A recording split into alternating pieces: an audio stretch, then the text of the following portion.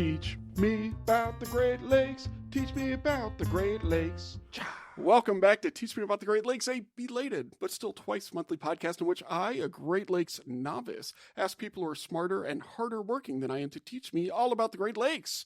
My name is Stuart Carlton, and I work with Illinois Indiana Sea Grant, and I know a lot about the fact that spring is a ecological process, not just a certain day. In which all of a sudden we declare it spring, but I don't know a lot about the Great Lakes. I am joined today by Carolyn Foley, Research Coordinator with Illinois Indiana Sea Grant. Carolyn, how are you? No, we need some other way to start this. How are you, stupid? And then you talk about the weather. Carolyn, how are you? I'm all right, thanks, Stuart. Actually, no, I was going to hit you with something else today. So a question from, our boss that he always asks, at what point do you stop being a Great Lakes novice? Because we've done 78 of these episodes now. At what point do you stop being a Great Lakes novice? This is actually a good question. This is a frequently asked question. And the answer is, it all comes down, like many things in my life, to my own sheer incompetence. And this is, I've alluded to this, but I want you to listen, listener, but listen closely because I'm going to whisper. And the answer is, I am so incompetent at producing Teach Me About the Great Lakes, a twice monthly podcast in which I, a Great Lakes novice, ask people who are smarter, harder working than I teach about the Great Lakes, that I forget to pay attention. And so I never know what anybody has said ever. So I think it is nice because it becomes like self-sustaining, right? But I forget to remember to pay attention because I just want to not screw up the recording. Because I fear the day when I have to email someone sheepishly and say, thank you so much for giving us your time to appear on Teach Me About the Great Lakes. However, we forgot to record. And so that's what I actually fear.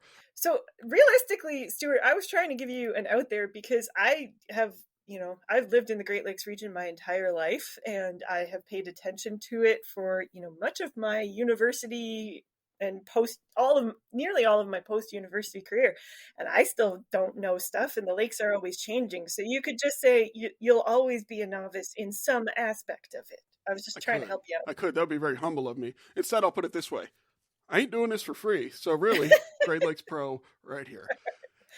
Anyway, we have a little bit of housekeeping before we get to today's guest. First of all, if Teach Me About the Great Lakes Live, this is going to be the year of Teach Me About the Great Lakes Live. We have 2 on the books, probably a third one coming at least. And so we want to announce those before it's too late to act. The first one, we're going to be at the Emerging Contaminants in the Environment Conference, April 13th in Urbana. That's an Illinois Indiana Sea Grant joint. So you should Google it. Although maybe if you haven't already been invited, you're not invited. How's that work, Carolyn? I don't even know. Going to the conference? Yeah, can people just go?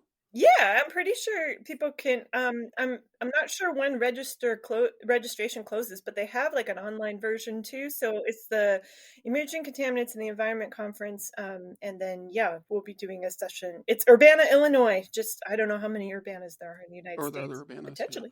Yeah, no, that's good. Well, if you can't register, listener, and you want to go, send us an email, teachmeaboutthegreatlakes@gmail.com, and we'll pull some strings. I think. Sorry, Sarah, if I can't do that. And then the second one is at IAGLR, the International Association of Great Lakes Research, on Tuesday, May 9th, probably about 8 o'clock or so, from a noisy pub. That's what we've been told. We only record in bars, and we're going to be in noisy pubs, and these are all true. And we will have more details on that. Keep your eye. Well, we'll probably announce it on the show. We don't do a lot of social media these days, but keep your eye on social media, and we'll indicate where we're going to be. Yeah. But that'll be a lot of fun. This will be the second live one from IAGLR. Yeah. And it was super fun last time, and it'll be super fun this time. And this year, IAGLR is in Toronto, Ontario, Canada. The T-dot. T-dot-O dot. Mm-hmm. Call it. Yep. It's a real thing. I know you gave me grief before, but it is a real thing. No, I looked it up. It is a real thing. And if you're there, hey, why not also come Monday, May 8th, 3 p.m. at the Hilton there for Ask Dr. Fish Live, too, with Katie O'Reilly and Titus Selhammer, Two's Doctors Fishes. So that's good. Okay. And then one other thing. Many people have been asking, what about Great Lakes News? What has happened to Great Lakes News? Well, as you know, maybe Sandra Svoboda has left Great Lakes Now. And we are working to, Great Lakes News is coming back. We're just having to figure out a new scheduling system. So that'll be there. We anticipate Great Lakes News being back within a few weeks because we love working with Great Lakes Now. They're a great partner. And if I don't get Great Lakes News from them, I don't get Great Lakes News at all. Because although I may be a Great Lakes professional, I can't keep up with everything. So that'll be back. And then the other thing is we want some listener feedback. So we're going to talk today about hypoxia. which is somehow related to algal blooms. We're going to ask our guest precisely how I think. But I want to hear your stories. I want to see your pictures. I want to read your stories, I suppose, or see your pictures. So send us an email, teachmeaboutthegreatlakes.com, teachmeaboutthegreatlakes@gmail.com. I want to see gross algal bloom pictures. I want to hear a gross hypoxia story. Really gross, really hypoxia. That's what we're kind of. This is really just, I don't know. I'm like cringing over here because I've experienced it in real life, and I'm like, are you sure? Are you sure? But anyway. Man, I lived in Florida during like really bad red tides. I had to sample fish. I had to sample hundreds of dead red drum dried up on a beach from red tide while asphyxiated. I don't want to hear about your wimpy Great Lakes hypoxia. But hey, okay. Well, with that, let's introduce our guest. All right. You know what? We have a guest who actually knows a lot about hypoxia, but he is a certain type of professional, and that is a researcher. So first...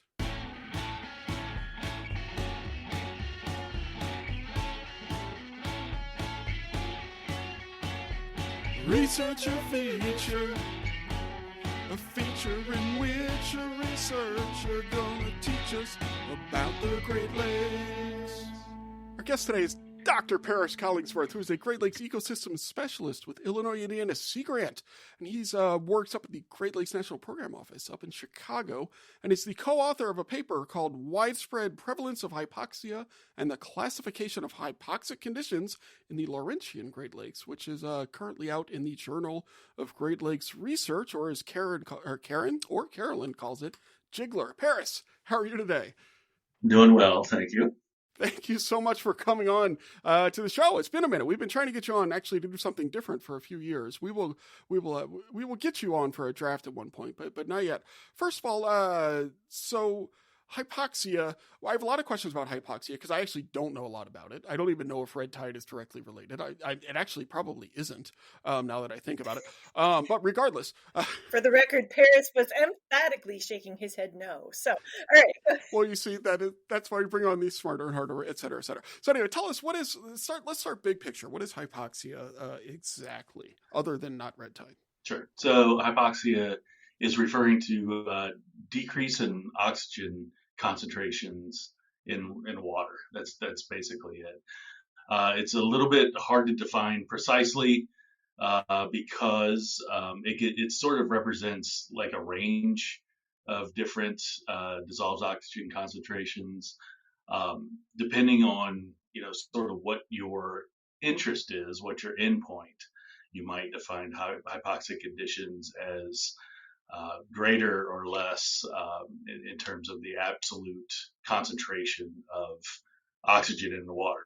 So, for example, there's some species of fish are way less tolerant of hypoxia than others. A thing like a lake trout, they might experience physiological stress at a dissolved oxygen level of like 7 milligrams per liter, whereas a fish like yellow perch, they can do well in dissolved oxygen concentrations down to like 2 milligrams per liter. And so it sort of varies, but then you have the sort of endpoint, which is anoxia, which is just a zero. There's zero oxygen in the water. But so hypoxia is relative then to what the normal conditions are, what the species that are there can tolerate. So what's hypoxic in one part of the world might not be in another part. Oftentimes people hear like about the big air quotes, dead zone, right, in the central Lake Erie. And so how do lakes like Lake Erie get oxygen? Okay, yeah. So most of the oxygen that comes into a lake is going to come through the atmosphere. So the surface of the lake in contact with the atmosphere, and you just get sort of oxygen coming in, via diffusion. There's wind might be stirring it up, sort of incorporating the oxygen into the water. There's also biological processes in the lake that are creating oxygen. So you have phytoplankton, undergoing photosynthesis, and the byproduct of that is oxygen as well. So those are the two main ways that oxygen are getting into the water, but by far the biggest contribution is from the atmosphere. And so then the amount of oxygen in the water, is it it varies from top to bottom, right? For the most part. So in the Great Lakes, they're most of the Great Lakes are what we call dimictic lakes. So they are stratifying twice a year. And so the easiest one to think about is if you have ice cover, the lake is stratified. You have a colder frozen layer and then warmer water underneath it. That's a stratification. Then when that ice melts, at one point, the melting water and the warmer water are the same temperature, about 4 degrees. And then you have an absolute mixing of the water column. When the water column is fully mixed, the oxygen concentration is pretty consistent throughout the water column as well. But then you have heating, and then as the water is heating, there's a pretty interesting phenomenon in water where water is most dense at 4 degrees. It's 4 degrees Celsius. And so... Right, what's that, about 40 roughly? Yeah, a little lower. So that's actually it's a really fortunate thing because that's, how we have, that's why lakes can support life. If you think about it, if water wasn't most dense at 4 degrees, if it was densest when it froze, then lakes would kind of freeze from the bottom up and they would freeze solid. But because water is more dense at 4 degrees, that's why ice floats. Oh, wait a minute. Right, because so then the colder water actually sinks. Yeah, until it gets cold enough to freeze, and then it's floating on top of this. And then it floats back up. Oh, and this causes some of that mixing. This is part of the, right? Does this sort of stir the water up, kind of like a very slow blender? Maybe. I don't know. Sure. Yeah. Oh, and side note, this is part of the sea level rise problem too, right? So water expands as it warms up. It becomes less dense and expands, and this is where the what do they call it? Thermal expansion. Mm-hmm. In the seas. Okay, yeah. Sorry. Back to the topic at hand. Okay, so the water which largely comes from phytoplankton and weather and wind. The oxygen, not the water. Oxygen. I'm sorry, did I say water? You did. Yeah, I got it. And then it mixes periodically. Yeah. And there's one little moment in time where 1 or 2 times a year where it's kind of pretty much 4 everywhere, right? Yep. And that's when it's totally mixed. Huh. Yep. Okay. Yeah. And then so sort of moving from cold to warm, as the water warms, then that warming actually, as you mentioned, the warming water gets less dense. And so then you have the cold water on the bottom, you have a warm layer, and then eventually they get to the point to where that stratifies, where you have a warm surface layer, and then you'll have this sort of transition zone called the thermocline, and then below that is the hypolemnion. So that's the water that's 4 degrees again. But now you have warmer water sitting on top of it, and then that colder water on the bottom is then isolated from the atmosphere. There's no mixing between the warmer surface water and the lower. Right. And so that's another time when things are stratified. That's the summer stratification period. And people can do the cool experiment, right? Some may have already done it where if you dye hot water one color and cold water another, like ice water another, and then you pour them together, you can actually see that they stay completely separate from each other. So that then, so what happens to that water at the bottom that now can't access the atmosphere because it's not mixing properly? What happens in there? Okay, so there's atmospheric mixing in that surface layer. So the surface layer has plenty of oxygen because you have the atmospheric mixing, but you also have, that's where the primary production is happening. That's where photosynthesis is occurring in this surface layer as well. So then you have in the bottom layer, it's cut off because of the density gradient, it's cut off from getting oxygen from the surface. But you still have biological activity happening down there. You have respiration occurring. And so microbes, all sorts of things are using the oxygen in that bottom layer, and they're depleting oxygen. And so through time, you can deplete if you have a small enough volume, which we can get into this later, but Lake Erie, the central basin of Lake Erie is like perfectly set up to have this oxygen depleted out of the bottom layer. Because it's shallow. Because it's very thin. It's kind of astonishingly thin. That's one of the things that like I've had to kind of change the way I think about it. Because you think about, when I think about a stratified water column, I think about a bowl of water and it's cut in half, and this top half is warm, this bottom half is cold. In Lake Erie, though, the maximum depth of the central basin is about 22 meters, like 65 feet, and the surface water, that surface layer can go all the way down to about 20 meters. So you have this big surface layer and then a tiny little bottom layer, a hypolimnion, and then that gets used up. The oxygen in that little tiny sliver gets used up really fast. Because the top layer has little oxygen. And that interesting. All right, hold on. I got 10 questions. All right. So how is this related to algal blooms, first of all? Now that you mentioned Lake Erie, or whatever. So algal blooms tend to cause hypoxia, or they're kind of the fuel for it, in a lot of ways. So, as I mentioned, their primary biological activity down in that bottom layer is going to be like decomposition, like microbes, stuff like that, breaking down the algae that sort of falls down through the water. So the algal blooms happen, and then eventually they die off, and then the algae sort of settles down to the bottom. And then that's just basically like food for the microbes down there. And then they're consuming that and consuming oxygen at the same time. Well, why can the algae bloom if there's not enough algae not use oxygen? Do I know? Is this embarrassing? Correct me if I'm wrong, Dr. Collingsworth, but the algae are up at the surface and then they die and fall down. Oh, so they use air. They use air, not oxygen. Yeah, well, they use the oxygen, but they're in the part of the water column that has lots of oxygen, and then they die and they fall to the bottom, and then the microbes break them down. Yeah. Yep. Such is the circle of life. Yes.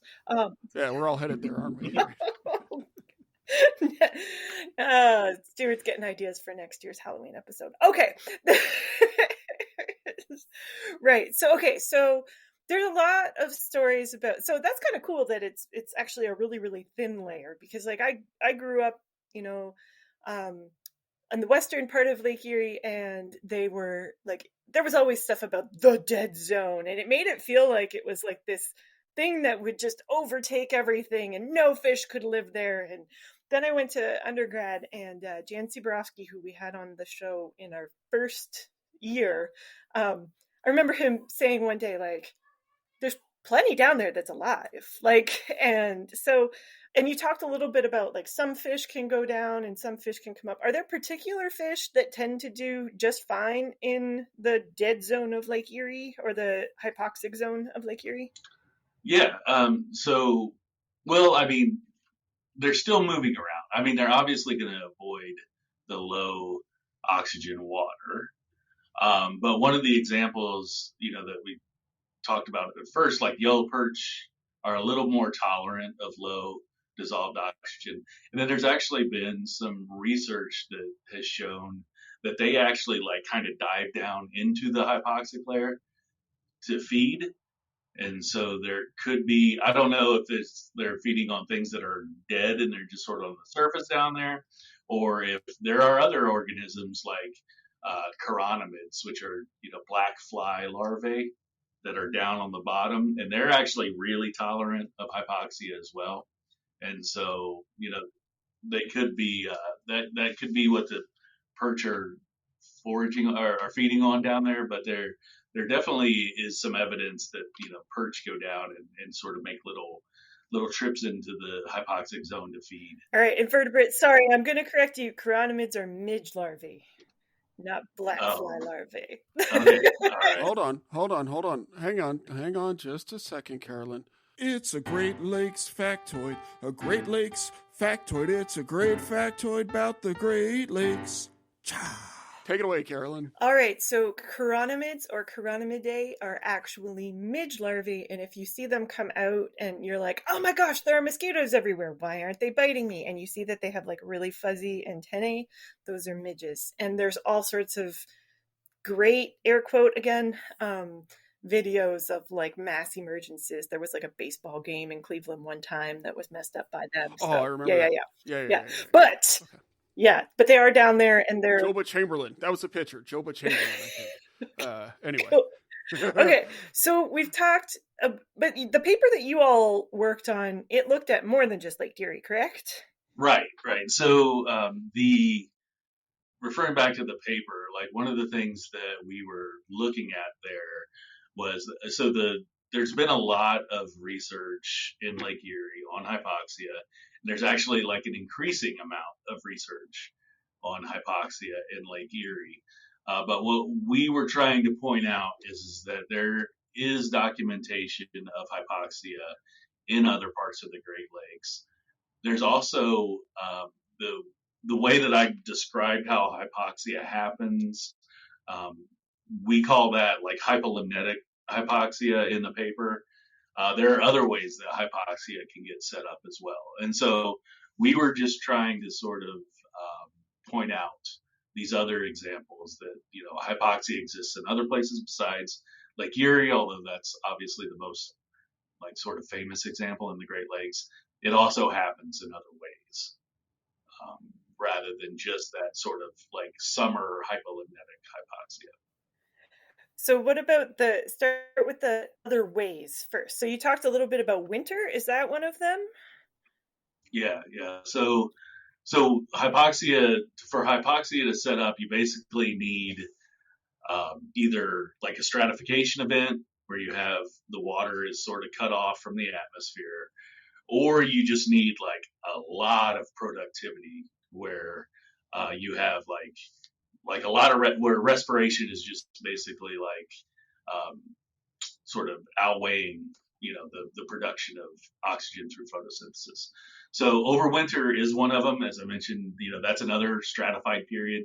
So obviously if you have ice cover, you do not have connection to the atmosphere, but there's still biological processes going on. It is colder, so biological processes are much slower. But if you have a really productive system, so a couple places this has been documented. One is in Green Bay in Lake Michigan. One is in Saginaw Bay in Lake Huron. And those are two pretty productive embayments. There's a lot of primary productivity that happens there. When you get ice cover, they also tend to get frozen over. So you get ice cover. Potentially, you get ice cover, and especially if you get snow on top of the ice, because then the snow doesn't let any light through. So then you're totally shutting off photosynthesis, and all you have is respiration. And then if you have that for a long period of time, you can deplete the oxygen. And so that's been documented. Overwinter hypoxia has been documented, like I said, and especially in Green Bay. We've also seen a little bit of it with some of the work I've done in Saginaw Bay as well. And then what are the other types of, how hypoxia happens that you all found? We got overwinter. We got your hypolimnetic. Hypolimnetic, overwinter. Dang it, so close. There's also diel hypoxia, so hypoxia that kind of just like happens at night. So that's when the little algae die. It's the diel and they float to the bottom. Right? No. No. Right, so that's at night. Okay. Yeah. No. So if you have a really shallow, really productive area, someplace like a coastal wetland, where you have a lot of like algal activity, you can have just basically like so much respiration at night that you're decreasing the oxygen in the water column. Right. So this would be... Why is there so much respiration at night? Why is it at night? Well, because photosynthesis isn't happening at night. Like the dark cycle part of photosynthesis is happening. The algae themselves are respiring, and then everything else is. And there's no oxygen being produced at night. And so you actually have Gotcha. like Sorry. dips. No, Okay. that's fine. You have dips in dissolved oxygen that can go, and then in the morning when photosynthesis comes back, then oxygen increases again.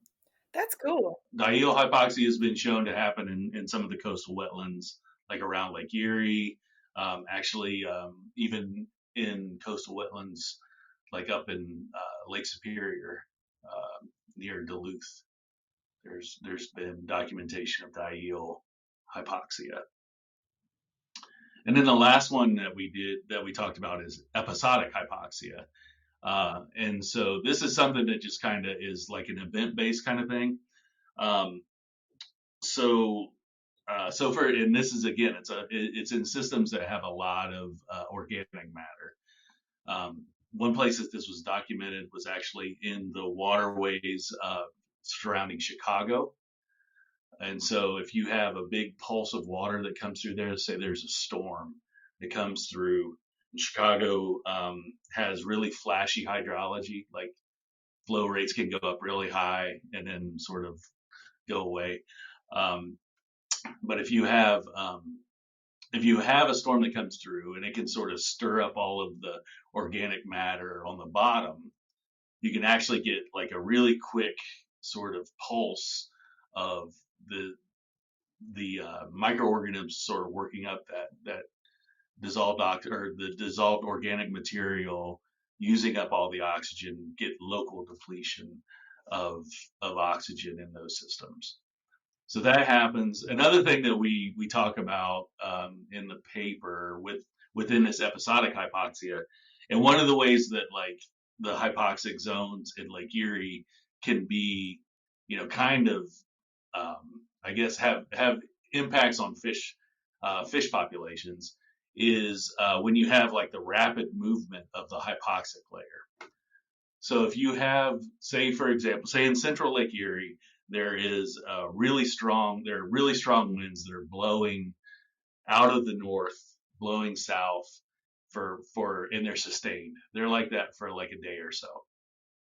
What you end up happening is you'll have like a sesh condition sets up to where you're blowing all that, the wind is blowing all the surface water down to the south end of the lake.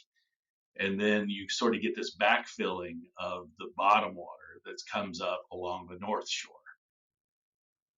So it's like an upwelling sort of event. And then that water that's sort of filling back up along the north shore, that's coming from the bottom. And this could be like hypoxic water.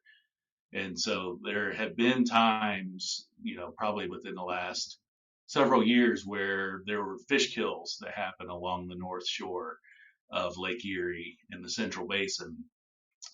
And the most likely culprit of that is that you had these sort of upwellings of hypoxic water coming into nearshore areas.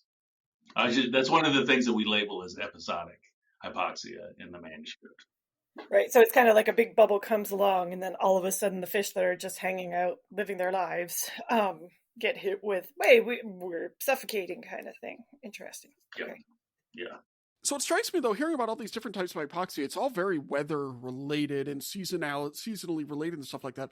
So there has to be a climate story here, right? I don't know if this is something that we know about, but I mean, I think about just like lake ice. If you remember all the way back in Teaching about the Great Lakes episode, no, I don't remember, but where we spoke, I'll put a link in the show notes, where we spoke with Sapna Sharma about lake ice and kind of the disappearing extent of it. We actually just talked about that a couple episodes ago, too, with the warm winters and the seasonality of wind and everything. Weather variability, increasing variability of precipitation and things like that. A lot of this is going to change. Do we know what the effects of that are going to be when it comes to hypoxia and what have you? And actually, we haven't even talked about this. I'm sorry, I'm going to drop a double question on you. So is more hypoxia bad? Or is it like, is hypoxia bad, or is this just what's supposed to happen? I know Carolyn's a little fuzzy on the old good bad thing, but yeah, I want to know, is hypoxia bad? And then second, if so, how screwed are we because of climate change? So we'll just go back to the Lake Erie example.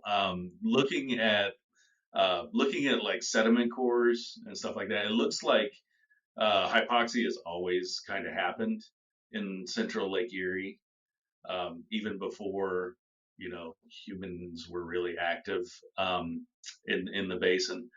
The thing is, our activities can make it worse, and that's one of the issues. So increasing nutrients into the lake increases the productivity, increases the likelihood for algal blooms, including the harmful algal blooms that you hear about. I'm sure you've had some conversation about that on this podcast, which happened in Lake Erie.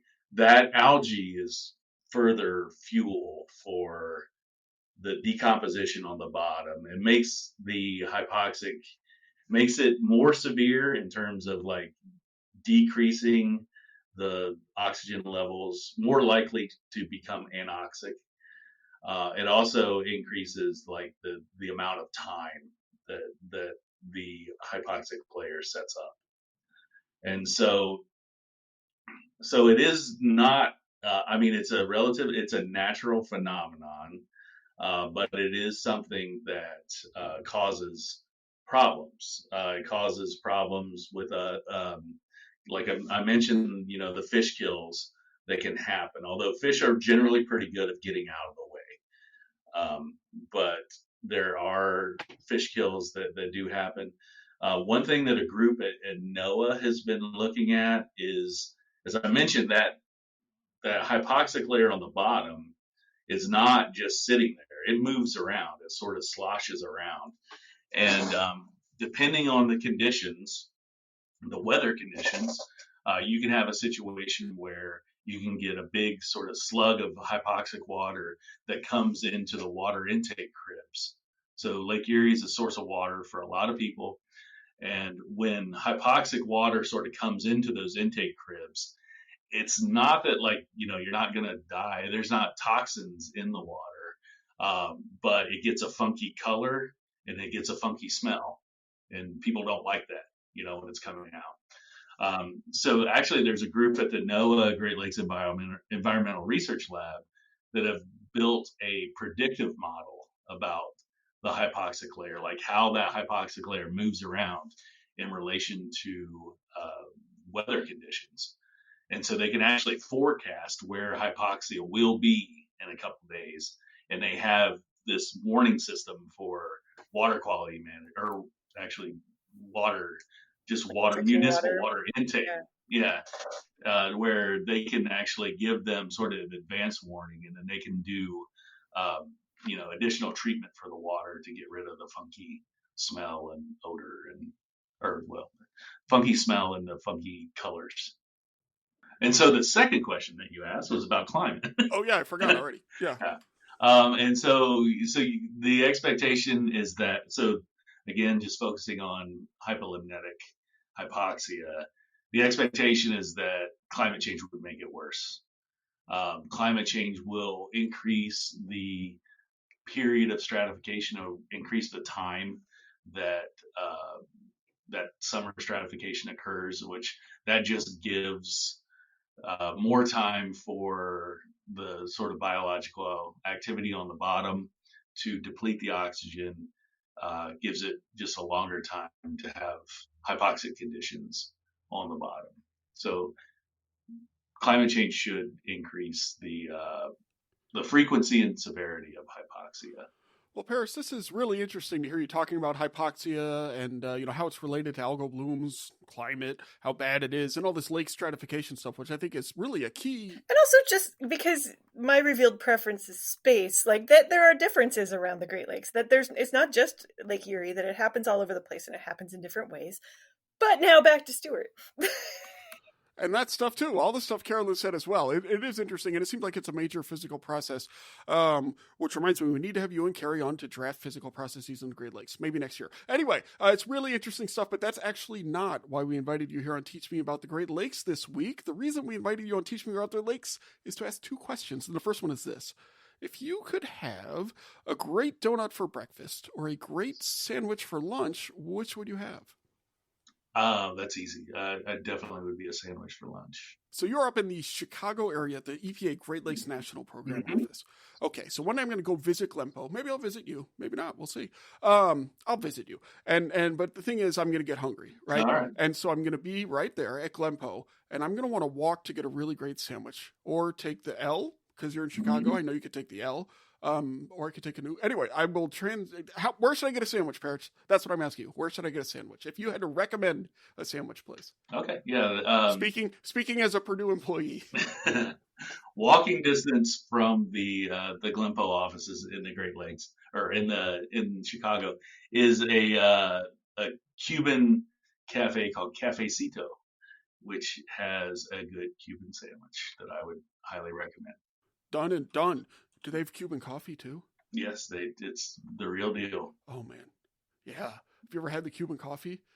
I have not, but It's I intense. know. Yeah. Oh man, you'll only want one. But it'll. I spent a lot of time in Florida, and we go down to Miami and get the Anyway, woo! Yeah, great. Okay, fantastic. And the second question is, what is a special place in the Great Lakes that you'd like to share with our audience, and what makes it special? Okay. Yeah. So my family and I, we have a kind of a janky pop-up camper that we take all over the place, camping around the Great Lakes. One of my favorite areas is kind of the north, I guess it'd be kind of the northeastern, Lake Michigan. So going up basically kind of from Ludington up to Sleeping Bear Dunes, that area is wonderful. And I like to spend a lot of time up there if I can. Paris Collingsworth, Great Lakes Ecosystem Specialist at Illinois Indiana Sea Grant and Research Assistant Professor in the Department of Forestry and Natural Resources. Thank you so much for coming on and teaching us all about the Great Lakes. Thank you.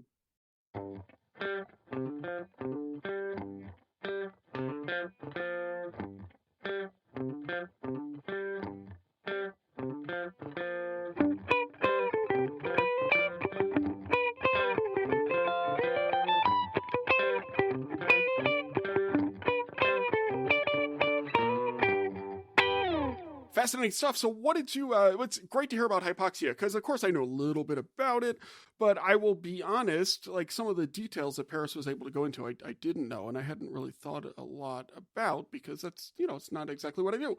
Carolyn, you of course know a lot about hypoxia, but is there anything you learned this particular week? Anything new? That's not necessarily true. I think the part that I thought, it's a really cool paper. We can put it in the show notes as well, but I think one of the things that's kind of most interesting to me is the idea of that hypoxia can happen like on a day-by-day basis. And like just to think about everything that's happening in a coastal wetland, like they're just little, like, I don't know. They produce so much and they're so important. And it's really interesting to think about that, like all this stuff is happening on such a short time scale.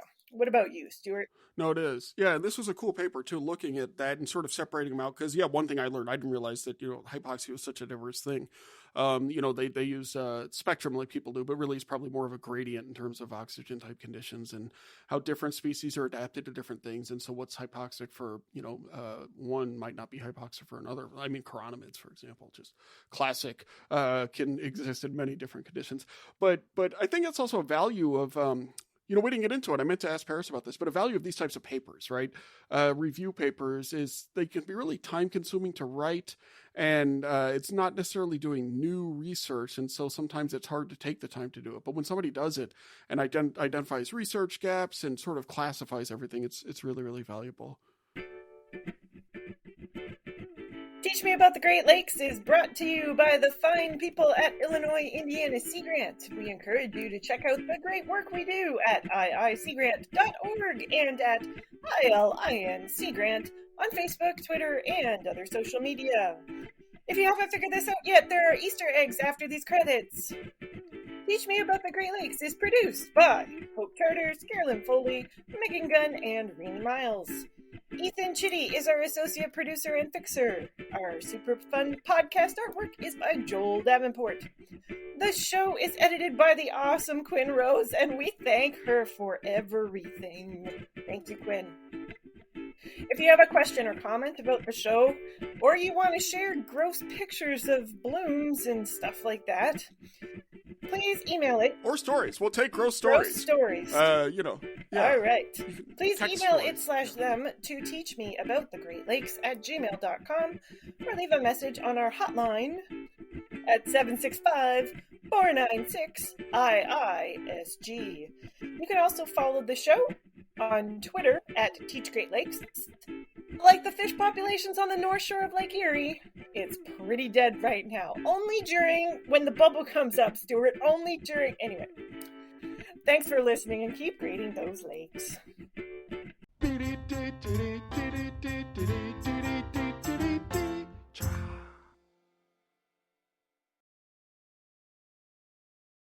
All right, and now I'm going to tell a story, and Quinn, I want you to put this at the end because it's not relevant. I apologize, Paris. But forgetting to remember is like a thing for me. I have to remember to not forget to remember. So when I was younger, I used to really like commercials, television commercials. My dad would always say, you pay more attention to the commercials than you do to the TV show. And that's probably not true, but maybe it is.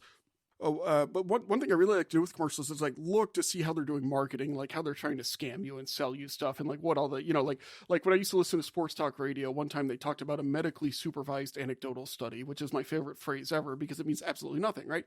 And so but one time. Remington razor blades, who I'm not recommending or not recommending. I got a call from like a company. Hey, we want you to review this ad.